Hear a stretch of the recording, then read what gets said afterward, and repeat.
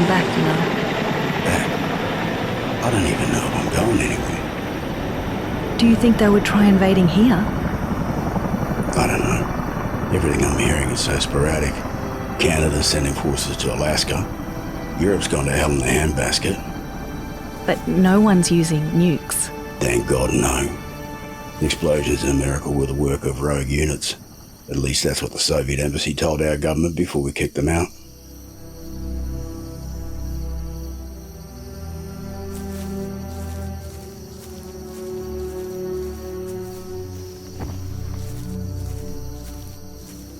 Hey, we're very far away from the worst parts of this. Most likely we'll be like America was during World War II. On guard, but removed from the worst. But they've already attacked us. And most likely that will be the last time. There's no way they could slip in under the radar a second time.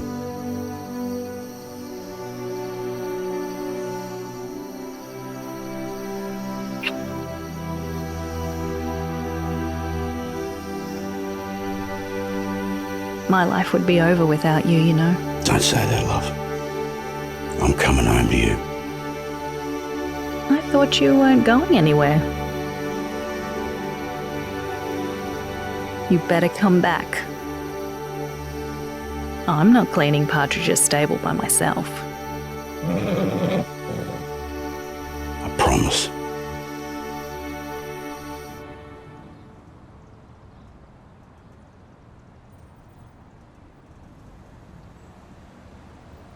And our Monday night entertainment concludes now. Don't forget to turn off your set as we'll be closing down transmission in just a moment. On behalf of everybody behind the screens here at Television One, this is Mike Bodner wishing you a very good night. Air Vice Marshal Adamson, who gave the order to sink the sump? With all that's gone on in the last few days, a lot of people were working There was a under... gap in the clarity of orders on what to do with potentially hostile ships inside our territorial waters. The base commander at Whenuapai filled in that gap. It was my responsibility, and I am quite prepared to offer my resignation to you. Absolutely not. Regardless of what occurred out there yesterday, it does not change the fact that we were going to be in this. The unprovoked attack on Sydney sealed it.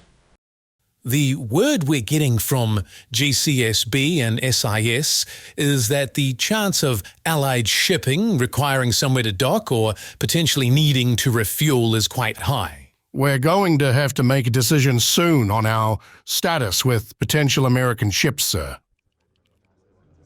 Yes.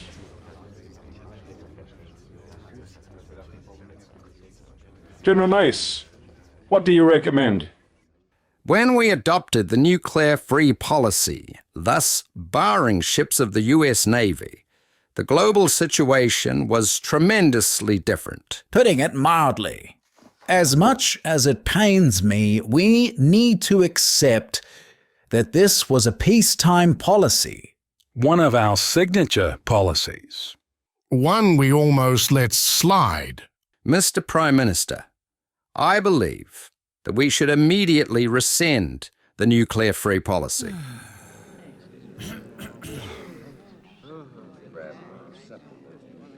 The cold, hard fact of the matter is that we are at war.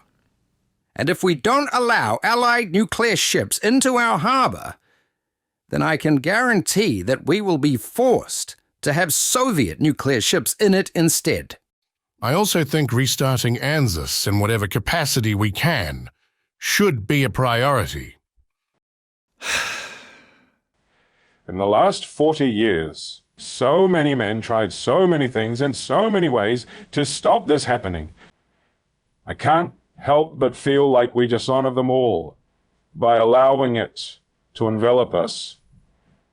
It's far from a perfect situation, but our first duty is to the public.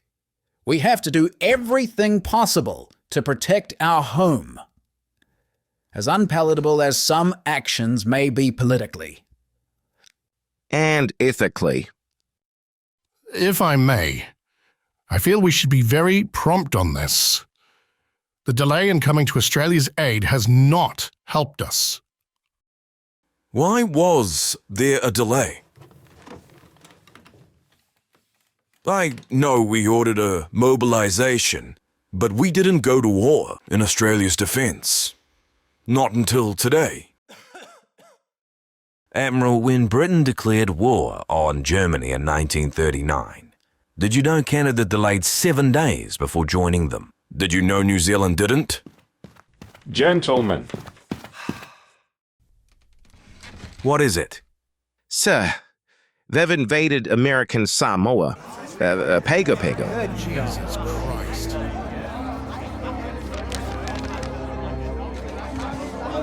That puts us in range of their long-range strategic aircraft, should they base any there. The question is why they've invaded into the South Pacific. It means that the South Pacific is in place, sir.